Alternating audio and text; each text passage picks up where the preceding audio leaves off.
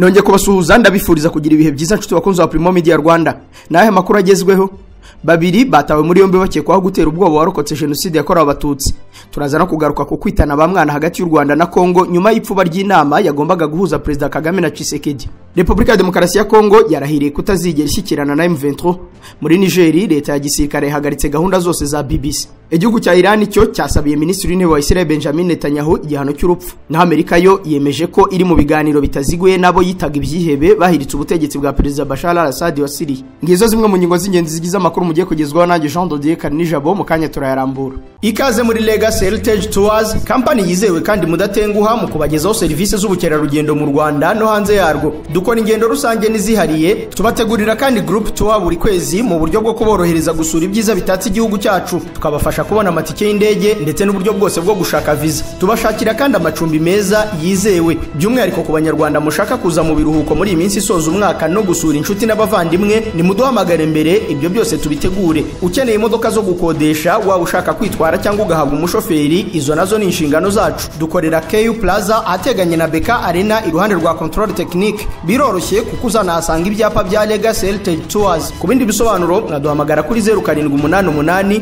40 08 Legacy Heritage Tours, we are trusted. Mwivuriro Everlife nahivurije umwijima, mpivuriza n'iby'amabanga y'abashakanye. Bankoraho riraka n'abahanga pe. Nyuma yo kugira ikibazo cy'imisemburo mike bandangiye ivuriro Everlife ndarigana baramfasha, icyo kibazo kirakemuka. Nyuma naje kujyana n'umubyeyi wanjye afite ikibazo cya hypertension, ubu ngubu ni muzima. Nashishikariza abantu bafite ibibazo by'imisemburo bigatuma batabyara, bigatuma imihango yabo itaza neza nkuko bikwiye, kuba mwagana ivuriro Everlife bakabafasha. Murakoze cyane. Ivuriro Everlife rikorera Nyabugogo rimaze kuba ubukombe mu Rwanda no hanze yarwo mu kuvura indwara bakoresheje imiti y'ibimera kandi itunganyijwe neza mu buryo bw'ibinini, poudre cyangwa liquide. Hari abadogiteri batandukanye bagufasha kandi cyiza nuko aho waba uherereye hose ku isi imiti yakugeraho, cyane ko bakorana na DHL. Mu ndwara bavura twavugamo nk'iz'imyororokere zose, kurangiza vuba no kubura ubushake, indwara zifata abadamu zose, igwingira ry'igitsina, indwara nk'umwijima, diabete, amara, igifu, asima. Abifuza kuva ku biyobyabwenge nabo barabafasha. Ku bindi bisobanuro wahamagara cyangwa ukandikira muganga. Everlife, icyizere cy'ubuzima.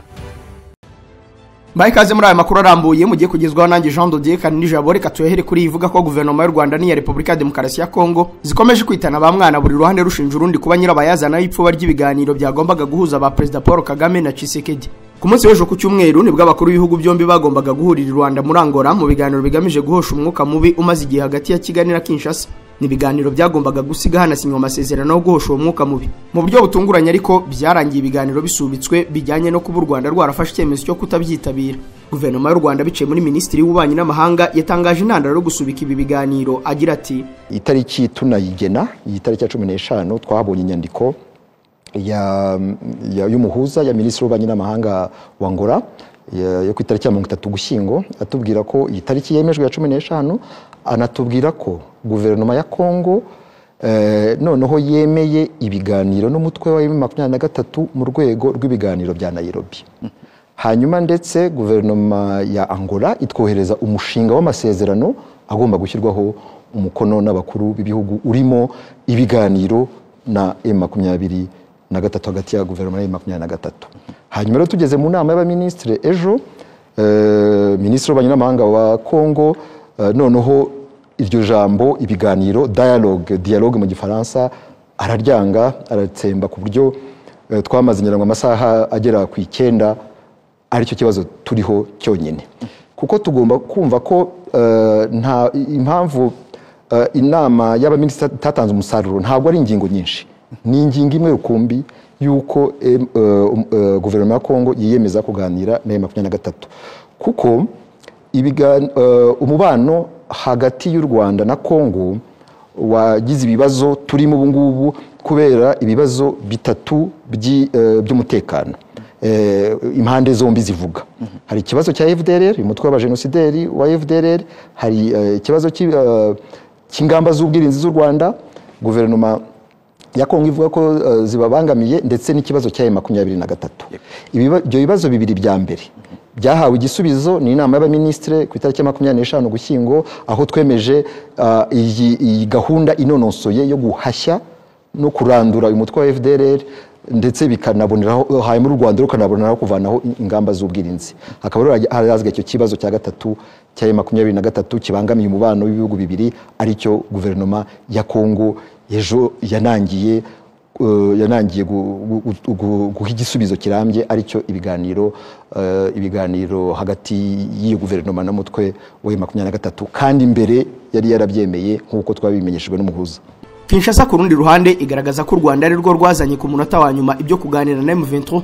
Itangazo leta y'iki gihugu yasohora ivuga ko mu kuzanira ibwiriza rinyuranye n'ibiheruka kuganirwaho ku munota wa nyuma byongera kugaragaza ubufasha budashidikanywaho u Rwanda ruha M23, umutwe w'iterabwoba ugira uruhare rukomeye mu gonyora uburenganzira bwa muntu ndetse no mu bikorwa bihungabanya umutekano wa Repubulika ya Demokarasi ya Kongo.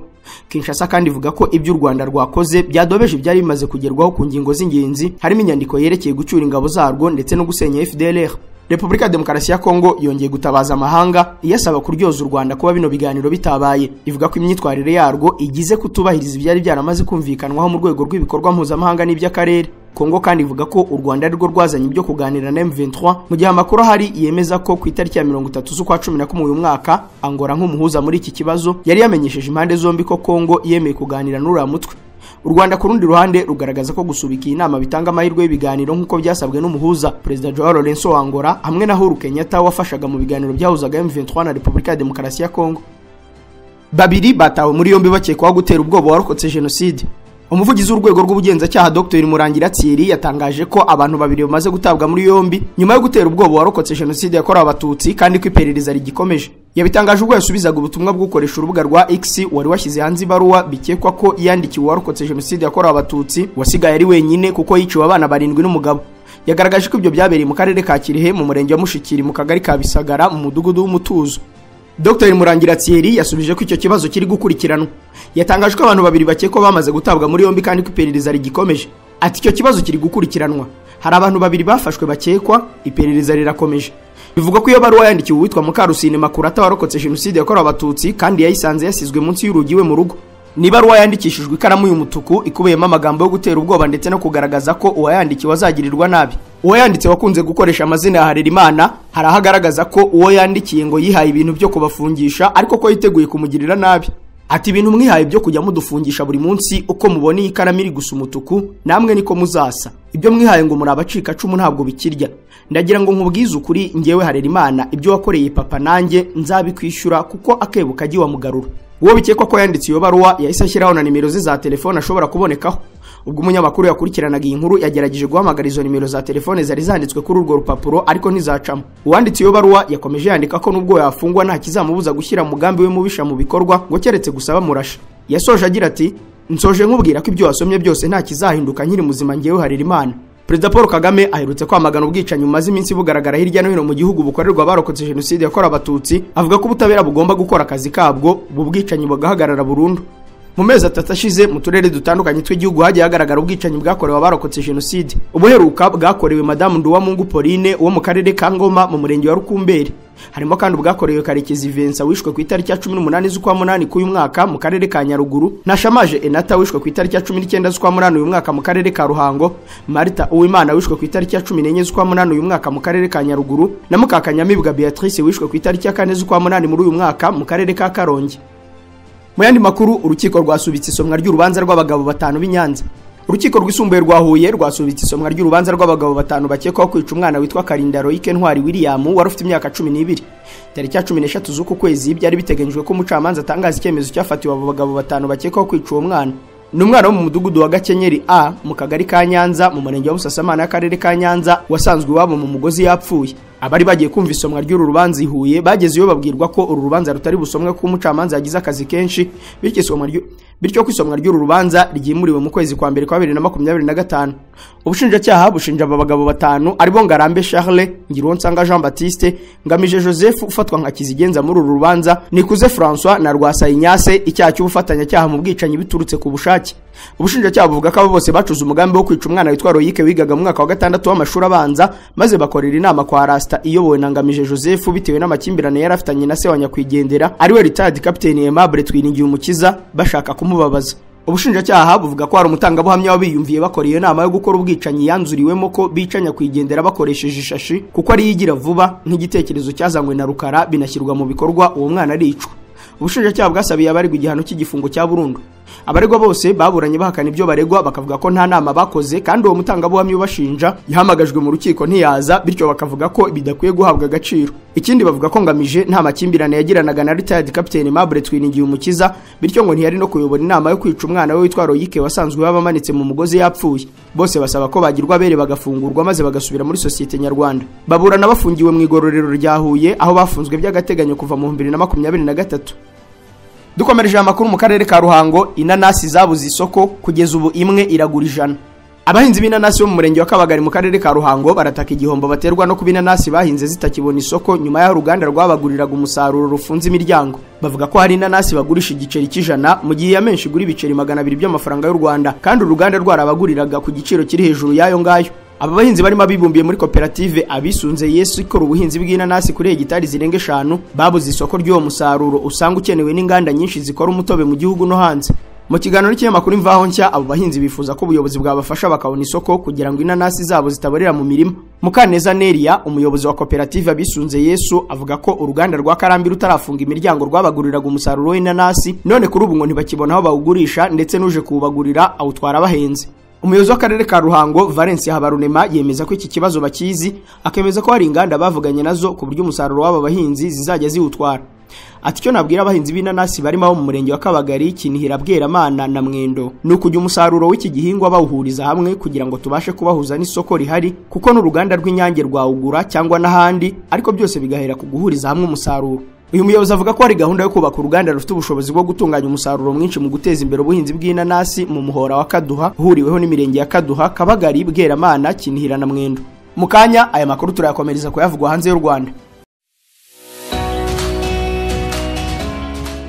Uyu munsi mu Rwanda hari imbuga za internet 20 zisurwa cyane kurusha izindi. Urwo rwawe cyangwa se urw'ikigo cyawe nta rurimo ndetse nta nubwo rukubyarira umusaruro kubera kutazi Afrinovators, kompanyi ya mbere y'ikoranabuhanga y'impuguke zitanga serivisi zose z'ikoranabuhanga nko kubaka imbuga za internet, kuzicunga no kuzibyaza amafaranga. Aba n'ubitabaza usibye kukubakira urubuga rwa internet rwiza, hari n'ibindi bintu 5 bazakorera website yawe ihita itangira kubyara umusaruro. Urubuga rwawe bazarukorera ibyitwa search engine optimization cyangwa se SEO. Uku ni gukora ku buryo website yawe izajya igaragara byoroshye kuri Google, Microsoft, Bing n'izindi mbuga shakiro. Niba ari urubuga rw'ubucuruzi, ibicuruzwa byawe bizahita bigera kuri benshi. Bazakubakira uburyo bwo kwamamaza website yawe ku mbuga nkoranyambaga kandi bagukorera ibyitwa pay per click. Ibi ni ukwishyura udufaranga duke cyane maze imbuga nkoranyambaga nka Facebook, Instagram, LinkedIn cyangwa se Google bakakwamamariza. Banagukorera email marketing, ari byo kugira liste nini ya email woherereza abantu ubabwira ibyo ukora. Ibi nibyo Afrinovators bazobereyemo. Niba ufite urubuga rwa internet rwaba urukorerwaho ubucuruzi, urw'ikigo kitari icya leta, urwamamazwaho serivisi nk'ubukerarugendo, urutangirwaho amasomo n'ibindi, inzira yonyine yo kurumenyekanisha no kurubyaza umusaruro ni Afrinovators Limited. Bahamagare cyangwa ubandikire kuri WhatsApp kuri 07 85 73 70 cyangwa ubandikire email kuri info@afrinovators.com cyangwa usura urubuga rwabo rwa internet y3.afrinovators.com. Ushobora no kubasura aho bakorera mu mujyi wa Kigali muri Town Center Building inyuma ya Simba Supermarket. Ntibikiri ngombwa ko mukoresha ibiti cyangwa imbaho mwonona ibidukikije mu kubaka, gutera amarangi no gukora finissage y'inzu. Top Paint Company Limited bafitiye ibikwa bigezweho cyangwa scaffolding byifashishwa mu bwubatsi hakorwa isuku ku nyubako z'imiturirwa. Ku giciro kibereye buri wese ushobora kugura cyangwa gukodesha ibi bikwa kandi tukabikugezaho aho bibereye hose. Abadafite umwanya wo kwigira ku ruganda mu Bushinwa n'ahandi, namwe mwadutuma tukabagirayo. Tubafitiye amarangi y'ubwoko bwose yaba yo mu nzu ndetse no hanze ashobora guhangana n'izuba n'imvura. Abakeneye ubujyanama ku marangi namwe twabafasha kubagira inama. Dukorera kwa Rwahama ku muhanda w'amabuye imbere neza station ya Hoza Limelez. Ku bindi bisobanuro mwaduhamagara kuri 07 88 62 72 39 na 07 88 30 39 43. Makuru avugwa hanze y'u Rwanda, Repubulika ya Demokarasi ya Kongo yarahiriye kutazashyikirana na M23. Ubutegetsi bwa Repubulika ya Demokarasi ya Kongo bwongeye gutangaza ko M23 ari umutwe w'iterabwoba urangwa n'ibikorwa by'ubugizi bwa nabi, bushimangira ko budateze kwicarana nayo mu biganiro by'amahoro. Ni nyuma y'aho ibiganiro byagombaga guhuriza hamwe Perezida Kagame na Tshisekedi Rwanda bisubitswe bitewe n'uko u Rwanda na Kongo byananiwe kumvikana ku cyifuzo cyo kuba M23 yakwemererwa kwitabira ibiganiro bigamije gushakira amahoro uburasirazuba bwa Repubulika ya Demokarasi ya Kongo. Mu kiganiro Minisitiri w'Abanyamahanga wa Kongo Therese Kaikamba Wagner yagiranye n'abanyamakuru yatangajwe ibiganiro na M23 bidashoboka kuko ngo ni umutwe w'iterabwoba wifashisha ibikorwa by'urugomo mu gushaka umwanya wa politike. Yagize ati ntabwo tuzaganira n'umutwe w'iterabwoba nka M23. Repubulika ya Demokarasi ya Kongo yavuye kure. Byageze aho igihugu kiganira n'imitwe yifashisha urugomo n'imbaraga mu kubona umwanya muri politike kugira ngo igire ijambo muri politike cyangwa igere ku mitungo. Ariko ubu uru rupapuro rwarafunzwe. Niyo mpamvu bidakwiye. Kuri iki cyumweru ubwo hasohokaga amatangazo amenyesha ko ibiganiro bya Perezida Kagame na Tshisekedi byasubitswe, imirwano yari yiriwe iba hagati y'ihuriro ry'ingabo za leta ya Kongo na M23 muri teritwari ya Lubero. Ihuriro rya leta ya Kongo rigizwe n'abasirikare b'iki gihugu, imitwe ya Wazalendo, FDLR niryo ryagabye ibitero ku birindiro bya M23 rigamije kuyambura ibice yafashe mu bihe bitandukanye. Dukomereza amakuru muri Niger, aho leta ya gisirikare yahagaritse gahunda za BBC. Leta ya Niger iyobowe n'igisirikare yahagaritse gahunda za radio BBC mu gihe cy'amezi 3 iyishinja gukwirakwiza amakuru atariyo kandi ashobora guhungabanya umudendezo w'abaturage, akaba yanaca intege abasirikare barimo kurwanya ibyigomeke. Minisitiri wa Niger ushinzwe itumanaho Layu Sidi Mohamed yatangajwe iki cyemezo cyahise gishyirwa mu bikorwa nta kuzuyaza. Gahunda za BBC zirimo izo mu rurimi rw'Igihausa ruvugwa ku bwiganze muri Niger ndetse n'izo mu rurimi rw'Igifaransa zatangazwaga mu gihugu hose zinyuze ku maradiyo y'abafatanyabikorwa ba BBC zageraga ku bantu 2,400,000 muri uyu mwaka, ni ukuvuga 17% by'abaturage bakuze. Hagati ariko nubwo gahunda za radio BBC zahagaritswe muri Niger, urubuga rwayo kuri murandasi ruracyakora kandi na radio ishobora kumvikana ku mirongo migufi ya shortwave. Naho Syria yasabye amahanga ubufasha mu guhagarika ibitero bya Israel. Ubuyobozi bushya bwa Syria bwasabye umuryango mpuzamahanga gutanga ubufasha bwo guhagarika ibitero bya Israel muri icyo gihugu. Umuyobozi w'umutwe wa Hayat Tahrir al-Sham Abu Mohamed al-Julani yagaragaje ko umuryango mpuzamahanga ukwiye kugira icyo ukora mu ibitero bya Israel kuri icyo gihugu bihagarare. Intambara yo kwigarura ubutegetsi uwo mutwe wagabye ku butegetsi bwa Bashar al-Assad ni imwe mu zihuse cyane, dore ko nta byumweru bibiri bishize izinyeshyamba z'ubuye intwaro ziturutse mu majyaruguru y'igihugu zikemeza gufata ubutegetsi zigakuraho Assad wari umaze imyaka 24. Uburusiya na Iran ni imwe mu bihugu byari bishyigikiye Assad ndetse byakomeje kurwana ngo atava ku butegetsi, mu gihe Turkiya, Leta Zunze Ubumwe za Amerika, Israel n'ibihugu by'Iburayi byari ku ruhande rw'abarwanya Assad. Mu kiganiro yagiranye na televiziyo ya Syria, al-Julani yavuze bwa mbere kuri Israel. Yashimangiye ko Israel yarenze umurongo w'ibikorwa mu gihugu kandi bishobora guteza ukwiyongera k'umutekano muke muri ako karere. Al-Julani yasabye umuryango mpuzamahanga kwinjira muri iki kibazo no kuzirikana inshingano zawo ku bijyanye n'uko kwiyongera k'umutekano muke. Yemeza ko uburyo bwonyine bwo guharanira umutekano n'amahoro ari gukoresha ubushishozi mu nzira za diplomasi kandi bakagendera kuri ibikorwa bya gisirikare. Igisirikare cya Israel giherutse gutangaza ko mu masaha 48 yonyine cyagabye ibitero birenga 480 ku bikorwa remezo n'imitungo by'igisirikare cya Syria hagamijwe kugira ngo bitazajya mu maboko y'imitwe y'iterabwoba. Israel yatangiye kugaba ibitero byinshi kuri Syria nyuma y'aho ihuriro ry'imitwe twaje intwaro rya Tahrir al-Sham rikuye Bashar al-Assad ku butegetsi ku itariki ya 8 z'uku kwezi agahungira mu Burusiya. Tukivuga kuri Israel rero, iki gihugu cyafunze ambasade yacyo muri Ireland. Israel yatangaje ko yafunze ambasade yayo muri Ireland kubera ko iki gihugu cyo mu Burayi cyamaze kurenga umurongo utukura bikagera naho gishinja abi Tel Aviv gukora genocide muri Gaza. Israel igaragaza ko Ireland yakomeje kuyifatira ibyemezo bikakaye no gushyiraho politike zibangamiye iki gihugu cyo mu burasirazuba bwo hagati, ariyo mpamvu yemeje umwanzuro wo gufunga ambasade yayo. Ku munsi w'ejo tariki 15, Minisitiri w'Abanyamahanga wa Israel Gideon Sa'ar yatangaje ko ibikorwa bitandukanye bishingiye ku kwanga abanya-Israel biri gukorwa na Ireland ari ukugerageza gutesha agaciro Israel nk'igihugu no kuyigaragaza buri gihe mu isura mbi. Yavuze rero ko Israel ikomeje kurenganywa nkana ugereranyije n'ibindi bihugu, bityo ko nta mpamvu yo gukomeza gufungura ambasade yayo muri icyo gihugu cyo mu majyaruguru ashyira uburengerazuba bw'Uburayi. Ni mu gihe Minisitiri w'Intebe wa Ireland Simon Harris we yavuze ko yatengushywe cyane n'icyemezo cya Israel ndetse ahakana iby'uko igihugu cye gihora kirwanya Israel. Ireland yakunze gusaba cyane ko hahagarikwa intambara muri Gaza ndetse mu kwa gatanu uyu mwaka yashyigikiye byeruye ko Palestine yaba igihugu kigenga byuzuye. Yashyigikiye kandi uruhande rwa Afurika y'Epfo ku kirego iki gihugu kiyobowe na Cyril Ramaphosa cyatanze mu rukiko mpuzamahanga rw'ubutabera cy'uko Israel iri gukora genocide muri Gaza. Naho Iran yo yasabiye Netanyahu igihano cy'urupfu. Minisitiri wungirije w'Abanyamahanga wa Iran Kazim Garibabadi yatangaje ko ibihugu bishyigikiye Palestine bigomba kunga ubumwe bigakatira igihano cy'urupfu Minisitiri w'Intebe wa Israel n'abandi bayobozi bagenzi be ku bw'ibyaha by'intambara bari gukorera muri Gaza. uyu muyobozi abigarutseho mu gihe mu kwezi gushize urukiko mpuzamahanga mpanabyaha ICC rwashyizeho impapuro zo guta muri yombi Netanyahu nayo Yoav Gallant wahoze ari minisitiri w'ingabo muri iki gihugu kubera ibyaha by'intambara byibasiye abaturage bo muri Gaza. Icyo gihe Israel yatangaje ko ICC nta bubasha ifite bwo kugenza ibyo byaha ariko inahakana ibyishinjwa. Minisitiri Gari Abadi yatangaje ko ICC n'urukiko rw'ubutabera byagiye bigenda bigura intege mu gukurikirana ibyaha Israel yakomeje kugiramo uruhare mu bihe bitandukanye birimo n'ibya jenoside. Uyu muyobozi yakomeje avuga ko nubwo ibihugu byinshi byakuyeho igihano cyo gupfa ariko hari ibindi bihugu birenga 50 bigifite icyo gihano mu mategeko yabyo, bityo ko bishobora kwihuza bigakora urukiko hanyuma rugakatira Netanyahu rwo gupfa. Mu kwezi gushize umuyobozi w'ikirenga wa Iran Ayatollah Ali Khamenei nawe yatangaje ko Netanyahu na Gallant bakwiriye icyo gihano cy'urupfu. Na Amerika yemeje ko iri mu biganiro bitaziguye nabo yitaga ibyihebe bahiritse ubutegetsi bwa Bashar al-Assad muri Syria. Minisitiri w'ububanyi n'amahanga wa Amerika Anthony Blinken yavuze ko Amerika yaganiriye mu buryo butaziguye n'inyeshyamba zo mu mutwe wa HTS kuri ubu zigenzura Syria nyuma y'uko zihiritse ubutegetsi bwa Bashar al-Assad. Nibwo bwa mbere Amerika yemeye ko yaganiriye mu buryo butaziguye n'umutwe wa Hayat Tahrir al-Sham kuri ubu Amerika ifata nk'umutwe w'iterabwoba. Blinken yabivugiye muri Jordania nyuma y'ibiganiro yagiranye n'abahagarariye ibihugu byinshi by'Abarabu, Turikiya n'Uburayi biga kuri ejo hazaza ha Syria. Abategetsi bemeye gushyigikira gahunda y'inzibacyuho ikozwe mu mahoro muri icyo gihugu.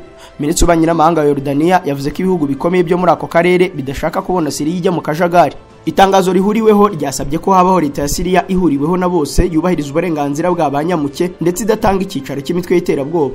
Blinken yavuze ko Amerika irimo kuganira mu buryo butaziguye na HTS by'umwihariko ku bijyanye n'umunyamakuru w'umunyamerika Austin Tice umaze igihe kirekire yaraburiwe irengero. Ari muri Jordania, Blinken yabwiye abanyamakuru ati dukomeje kuganira na HTS n'izindi mpande. Nta muntu numwe waruhagarariye Syria muri ibyo biganiro byo muri Jordania. Ba minisitiri w'ububanyi n'amahanga b'ibihugu 8 by'Abarabu bitabiriye iyo nama bavuze ko bashaka gutuma Syria yunga ubumwe ndetse ntibemo amacakubiri ashingiye ku myemerere cyangwa politiki. Abandi batabonetse muri ibyo biganiro ni ibihugu bibiri byahaye Assad ubufasha bwinshi bw'amafaranga bigatuma mara igihe kirekire ku butegetsi ari byo Iran n'Uburusiya. Igicucu cy'ibihugu by'amahanga byarwaniye muri Syria igihe kirekire cyane kiracyabuditse kuri ejo hazaza y'iki gihugu. Inzego za politike zizajyaho muri Syria zizakenera kugira ubufatanye atari gusa mu gihugu ahubwo no hanze yacyo kugira ngo hizerwe byanyabyo ko abanyasiriya bazubakira ku cyanga cy'ubwisanzure bumvise kuva mu cyumweru gishize. Nshuti bakunzi wa Primo Media Rwanda, inkuru ya Amerika yemeje kuri mu biganiro nabo yitaga ibyihebe bahiritse ubutegetsi bwa Assad niyo dusoreje amakuru ari kugarukwaho. Reka mbashimire kwa mwarimu yakurikiye nge ni Jean Dodier Kanijabo. Komeze kureba n'ibindi biganiro biri ku rubuga. Bye.